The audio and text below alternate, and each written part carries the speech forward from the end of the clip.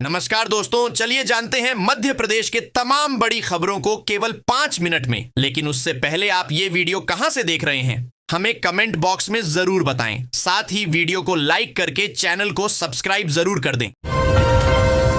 प्रधानमंत्री किसान सम्मान निधि योजना देश के करोड़ों किसानों के लिए एक बड़ा आर्थिक सहारा बनी हुई है। हाल ही में 19 नवंबर 2025 को पीएम किसान योजना की 21वीं किस्त सभी पात्र लाभार्थियों के खातों में सफलतापूर्वक ट्रांसफर कर दी गई है।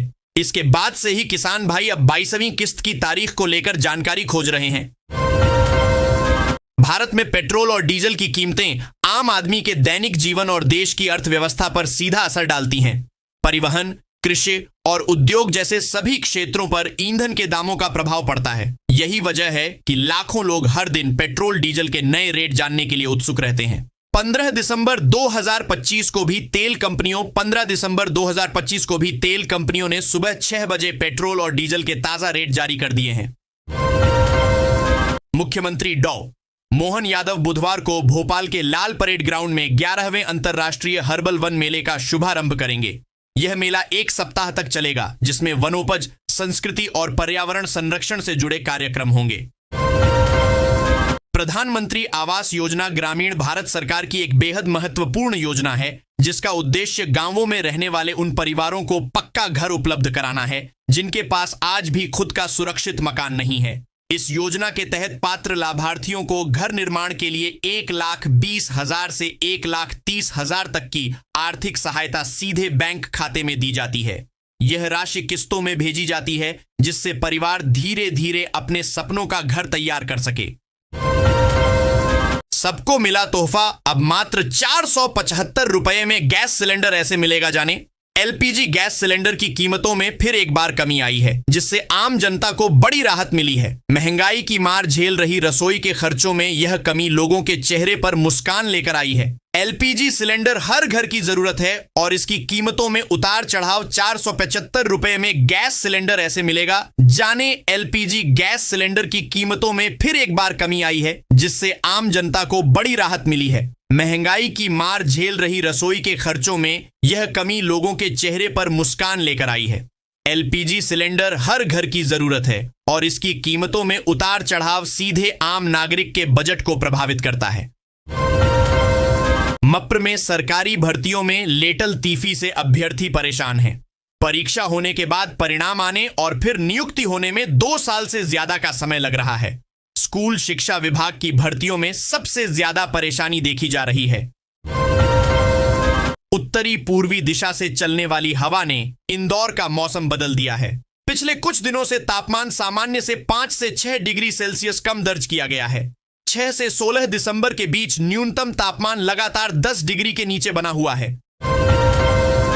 शहर के क्रिकेट प्रेमियों के लिए नया साल रोमांचक होने वाला है। 18 जनवरी 2026 को इंदौर के होलकर स्टेडियम में भारत और न्यूजीलैंड के बीच तीसरा और अंतिम वनडे मैच IND बनाम NZ थर्ड ODI खेला जाएगा। यह मुकाबला 3 मैचों की वनडे सीरीज का हिस्सा है, जिसमें पहले 2 वनडे 11 जनवरी और 14 जनवरी को अलग शहरों में खेले जाएंगे। प्रयागराज के अधिकारी पहुंचे इंदौर, सिखाएंगे सिंहस्थ के लिए कैसी हो व्यवस्था। उज्जैन में वर्ष 2028 में प्रस्तावित सिंहस्थ महापर्व के सफल आयोजन के लिए बिजली वितरण व्यवस्था को सुदृढ़ और आधुनिक बनाने की दिशा में ठोस प्रयास शुरू हो गए हैं। कंसोर्टियम ऑफ लॉ यूनिवर्सिटी द्वारा राष्ट्रीय स्तर पर आयोजित होने वाले common law admission test CLAT 2026 का परिणाम मंगलवार की रात को जारी कर दिया गया। ओनेल इंडिया 11वीं रैंक हासिल कर पार्थ जेदे भोपाल सिटी टॉपर बने हैं। नागरिक सुरक्षा और कर्तव्य परायणता के मोर्चे पर हर वक्त पूरी तत्परता और निष्ठा के साथ तैनात जांबाज पुलिस जवानों का बुधवार को सम्मान किया जाएगा। पत्रिका पुलिस जज्बा अवार्ड 2025 के तहत विभिन्न श्रेणियों में कुल 30 पुलिस कर्मियों को पुरस्कृत किया जाएगा। सम्मान समारोह राजधानी भोपाल के रेडिसन होटल में शाम 7 बजे से आयोजित होगा। मुख्य अतिथि मुख्यमंत्री डॉक्टर मोहन यादव पुलिस कर्मियों को सम्मानित करेंगे। मध्य प्रदेश में सरकारी अमले में वेतन और एरियर को लेकर बड़ा अपडेट सामने आया है। कर्मचारियों, अधिकारियों में इन मुद्दों पर आक्रोश पनप रहा है। खास तौर पर प्रदेश के नगर निकायों में यह स्थिति देखी जा रही है। बुंदेलखंड हो या महाकौशल, सभी जगह नगर पालिकाओं, नगर परिषदों के कर्मचारी अधिकारी वेतन व एरियर को लेकर परेशान हैं। यहां तक कि राजधानी भोपाल के नगर निगम में भी यही स्थिति है। इन मुद्दों पर नगर निकायों के कर्मचारियों, अधिकारियों का गुस्सा इतना बढ़ चुका है कि वे आंदोलन की राह पर चल पड़े हैं। करेली नगर में सुरक्षा व्यवस्था एवं नगर की मूलभूत समस्याओं को लेकर महेंद्र सिंह किलेदार वार्ड की पार्षद एवं नगर पालिका परिषद करेली की पूर्व जल सभापति संगीता शर्मा ने कलेक्टर को ज्ञापन सौंपा। यह ज्ञापन तहसीलदार के माध्यम से दिया गया, जिसकी प्रतिलिपि तहसीलदार, नगर निरीक्षक थाना करेली तथा मुख्य नगर पालिका अधिकारी सीएमओ नगर पालिका करेली के नाम प्रेषित की गई। इंदौर रोड पर high security posh colony Amarnath avenue के सूने मकान में लाखों की चोरी हुई है। 2 घंटे 8 मिनट तक बेखौफ चोरी करते रहे चोर। न गार्ड को खबर लगी, न सेंसर अलार्म सिस्टम ने ट्रेस किया। 120 फीट ऊंचे बीएसएनएल के टॉवर पर चढ़े युवक ने हाई वोल्टेज ड्रामा किया। जमीन रजिस्ट्री में कथित धोखाधड़ी से परेशान होकर युवक ने उठाया कदम। पुलिस, प्रशासनिक अफसर और बीएसएनएल कर्मी मौके पर पहुंचे। मध्य प्रदेश सरकार राज्य के भौगोलिक क्षेत्र में व्यापक बदलाव की तैयारी कर रही है, जिसमें संभाग, जिले और तहसीलों की सीमाओं का पुनर्गठन प्रस्तावित है। पढ़िए पत्रिका.com पर हिमांशु सिंह की एक्सक्लूसिव रिपोर्ट। एक तरफ जहां मध्य प्रदेश कांग्रेस में ब्लॉक अध्यक्षों की घोषणाओं का सिलसिला जारी है, तो वहीं दूसरी तरफ रतलाम जिले से कांग्रेस को बड़ा झटका देने वाली खबर सामने आई है। यहां कांग्रेस 3 पार्टी से पूर्व विधायक और मौजूदा जिला अध्यक्ष हर्ष विजय गहलोत ने पार्टी से इस्तीफा दे दिया है। उद्योग स्थापित होने पर सीएसआर, कॉर्पोरेट सोशल रिस्पॉन्सिबिलिटी के तहत क्षेत्र का विकास कराया जाता है, जिससे लोगों को मूलभूत सुविधाओं सहित शिक्षा, स्वास्थ्य आदि का लाभ मिलता है। बीना में स्थित बीपीसीएल रिफाइनरी से भी क्षेत्र के लोगों को बड़ी उम्मीदें हैं, लेकिन हमेशा से ही उपेक्षा के आरोप लगते आ रहे हैं। किसानों और स्थानीय संगठनों के व्यापक विरोध के बाद राज्य सरकार ने उज्जैन सिंहस्थ क्षेत्र के लिए लागू लैंड पुलिंग एक्ट को पूरी तरह निरस्त कर दिया। इसके साथ ही उज्जैन विकास प्राधिकरण की नगर विकास योजनाएं 8 से 11 भी रद्द कर दी गईं।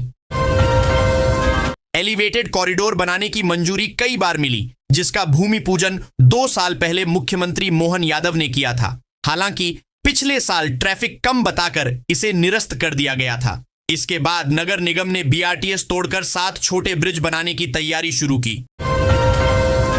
सिंगरौली जिले का भारतीय सेना का जवान शैलेश कुमार दुबे मणिपुर पोस्टिंग के लिए रवाना हुआ था, लेकिन दिल्ली फ्लाइट में उसका सामान पहुंचा, जवान नहीं। 24 घंटे से अधिक समय बीतने के बाद भी कोई सुराग नहीं मिला। परिजनों ने पुलिस से तलाश की गुहार लगाई है। इंदौर में एनआरआई फोरम द्वारा आयोजित एनआरआई महापर्व में 27 देशों के 220 से अधिक प्रवासी भारतीयों ने हिस्सा लिया। पारंपरिक खेलों और इंदौरी नाश्ते के साथ आयोजन की भव्य शुरुआत हुई। इंदौर मेट्रोपॉलिटन रीजन आईएमआर के स्वरूप में एक बार फिर बड़ा बदलाव किया गया है। चौथी बार किए गए इस विस्तार के बाद मेट्रोपॉलिटन रीजन का कुल क्षेत्रफल 9,989.96 वर्ग किलोमीटर से बढ़कर 14,550.29 वर्ग किलोमीटर हो गया है।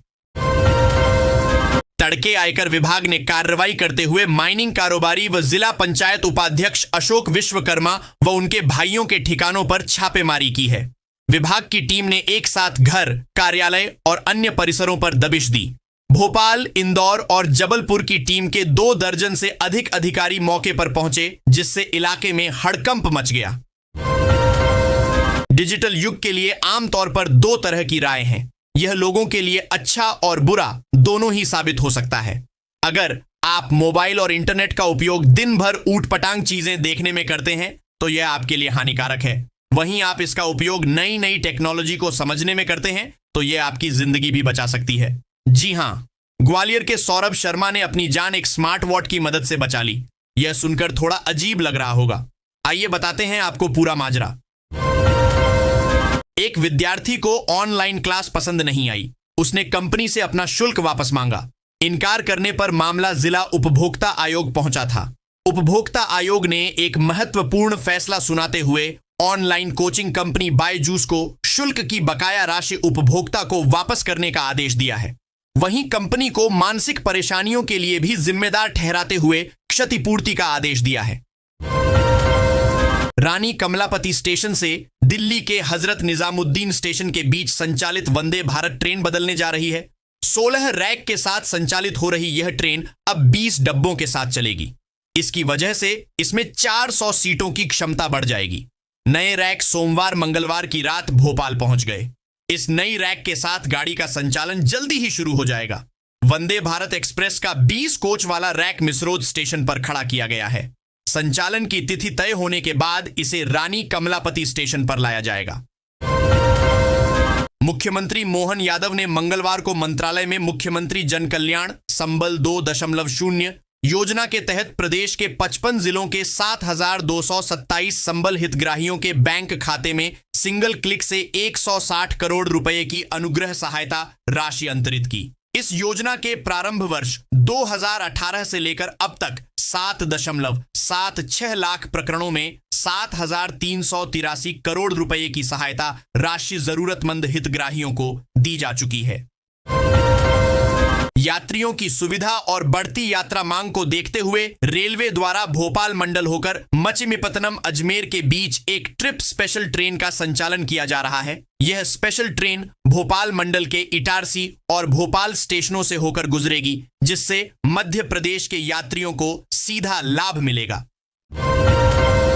सरकार ने 1960 के शासकीय सेवक, अस्थायी एवं अर्धस्थायी सेवा नियम को समाप्त करने का निर्णय लिया है। इसका लाभ यह होगा कि अब प्रदेश के नियमित कर्मचारियों में स्थायी और अस्थायी की श्रेणी नहीं होगी। सभी स्थायी श्रेणी के कर्मचारी होंगे। अस्थायी श्रेणी के समाप्त होने से परिवीक्षा अवधि समाप्त होने के बाद स्थायीकरण में विलंब के कारण वेतन वृद्धि का लाभ मिलने में जो समय लगता था वह नहीं लगेगा। वीरांगना दुर्गावती टाइगर रिजर्व VDTR में चीता प्रोजेक्ट अब साकार होने की दहलीज पर है। लंबे समय से प्रशासनिक, तकनीकी और प्रक्रियात्मक कारणों से अटका यह प्रोजेक्ट 2026 में गति पकड़ेगा। शासन से बजट स्वीकृत होने के बाद तैयारियों को धरातल पर उतारने की प्रक्रिया शुरू कर दी गई है। हालांकि निर्माण कार्य मार्च तक पूर्ण होने की संभावना है। इसके बाद जुलाई तक चीतों की शिफ्टिंग हो सकेगी। MPB पेंशनर्स एसोसिएशन के वार्षिक सम्मेलन सागर। आयु कितनी हो गई यह नहीं सोचें, हर सुबह की शुरुआत नई ऊर्जा से करें। आप सभी के पास जीवन का बड़ा अनुभव है। नवीन विचारों और अनुभव का संगम हो तब निर्णय प्रक्रिया सटीक हो जाती है। भगवान श्री राम को युवावस्था में बुजुर्ग जामवंत जी के अनुभव। मध्य प्रदेश में यूं तो अनेक भव्य मेले लगते हैं, लेकिन अशोकनगर के करीला मेले की बात ही कुछ और है। जिले के प्रसिद्ध तीर्थ स्थल मां जानकी माता मंदिर करीला धाम में लगने वाले इस मेले में करीबन 25 लाख लोग आ जुटते हैं। मेला रंग पंचमी पर लगता है, जहां लव कुश का जन्मोत्सव मनाया जाता है। करीला धाम का मेला बुंदेलखंड के प्रसिद्ध राई नृत्य के लिए भी जाना जाता है। जबलपुर में सिहोरा तहसील को जिला बनाए जाने की मांग लगातार 25 सालों से उठाई जा रही है, लेकिन मांग सिर्फ आश्वासनों तक ही सीमित रह गई। इसी उपेक्षा के विरोध में सिहोरा आंदोलन समिति के अंतर्गत 10 दिनों से आंदोलन जारी है, जो कि उग्र रूप लेता जा रहा है। मध्य प्रदेश विधानसभा ने आज अपनी स्थापना के 69 वर्ष पूरे कर लिए। इस अवसर पर 17 दिसंबर को विधानसभा का एक दिवसीय स्पेशल सत्र आयोजित किया गया है। सदन में जहां मुख्यमंत्री मोहन यादव ने सरकार के कामों और योजनाओं के माध्यम से आगामी समय के लिए किए जाने वाले कार्यों की जानकारी दी, वहीं मनरेगा का नाम बदलने को लेकर कांग्रेस ने जमकर हंगामा शुरू कर दिया। बिरसा मुंडा शासकीय चिकित्सा महाविद्यालय के नेत्र रोग विभाग ने मृत व्यक्ति के परिजनों की सहमति से पहली बार सफलतापूर्वक कॉर्निया रिट्रीवल की प्रक्रिया पूरी की है। इस प्रक्रिया से नेत्रहीन व्यक्ति को आंखों की रोशनी मिलने की उम्मीद जगी है। यह उपलब्धि न केवल मेडिकल कॉलेज बल्कि पूरे संभाग के लिए गर्व का विषय मानी जा रही है। नीमच के तैराकों ने साउथ अफ्रीका में आयोजित विश्व तैराकी चैंपियनशिप में शानदार प्रदर्शन कर 4 पदक हासिल किए। नीमच के खिलाड़ियों ने न केवल नीमच बल्कि मध्य प्रदेश और देश का नाम रोशन किया है। विश्व विजेता खिलाड़ियों के सम्मान में बुधवार को शहर में चल समारोह आयोजित किया जाएगा। प्रदेश व जिले में ब्लैक कांग्रेस अध्यक्ष पद पर नियुक्ति को लेकर सोमवार रात सूची जारी होते ही अब पार्टी में गुटबाजी भी सामने आने लगी है। रतलाम जिला कांग्रेस अध्यक्ष व सैलाना के पूर्व विधायक हर्ष विजय गहलोत ने मंगलवार को पद से इस्तीफा दे दिया है। दिल्ली के लाल किला बम विस्फोट करने वाले आतंकियों का साथी बताकर मध्य प्रदेश के मुरैना में जूता व्यापारी को साइबर ठग ने उनके घर में डिजिटल अरेस्ट कर ठगी की कोशिश की। हालांकि पिता को कमरे में बंद देख उनकी बेटी माजरा भांप गई। उसने पिता को ठगी से बचा लिया। बेटी प्रमिला की समझदारी की हर कोई सराहना कर रहा है। सतना जिला चिकित्सालय में स्वास्थ्य व्यवस्था की घोर लापरवाही का बेहद गंभीर मामला सामने आया है। यहां थैलेसीमिया से पीड़ित 4 नहीं बल्कि 6 मासूम बच्चों को HIV संक्रमित रक्त चढ़ा दिया गया, जिससे सभी बच्चे HIV पॉजिटिव हो गए। मुख्यमंत्री डॉक्टर मोहन यादव भोपाल के लाल परेड ग्राउंड में 11वें अंतर्राष्ट्रीय हर्बल वन मेले का शुभारंभ करेंगे। यह मेला 1 सप्ताह तक चलेगा, जिसमें वनोपज, संस्कृति और पर्यावरण संरक्षण से जुड़े कार्यक्रम होंगे। मध्य प्रदेश विधानसभा के विशेष सत्र के दौरान सदन का माहौल हल्का फुल्का और खुशनुमा रहा। संसदीय कार्य मंत्री कैलाश विजयवर्गीय ने अपने अंदाज में मुख्यमंत्री डॉक्टर मोहन यादव से मजाक किया, जिस पर सत्ता और विपक्ष दोनों ओर से ठहाके लगे। इसके साथ ही उन्होंने सरकार की उपलब्धियों और निवेश से जुड़े आंकड़े भी रखे। नर्सिंग प्रवेश प्रक्रिया में अनियमितताओं को लेकर दायर याचिका पर हाईकोर्ट ने PBBSC और MSc नर्सिंग की रिक्त सीटों पर नियमों के अनुसार काउंसलिंग शुरू करने के निर्देश दिए हैं। नर्सिंग परिषद को औपचारिक आदेश जारी कर 31 दिसंबर 2025 तक पूरी प्रक्रिया संपन्न करने को कहा है। मध्य प्रदेश सरकार के मंत्री विजय शाह के विवादित बयान के विरोध में महिला कांग्रेस ने बुधवार को हनुमान चौक में पुतला दहन किया। यह प्रदर्शन रतलाम में दिए गए मंत्री शाह के कथित आपत्तिजनक बयान को लेकर किया गया। बीजेपी के नवनियुक्त राष्ट्रीय कार्यकारी अध्यक्ष नितिन नवीन को देश भर से बधाइयां मिलने का सिलसिला लगातार जारी है। MP के वरिष्ठ पार्टी नेता भी नियुक्ति के तुरंत बाद उन्हें शुभकामनाएं दे चुके हैं। मध्य प्रदेश में कांग्रेसियों पर बल प्रयोग किया गया है।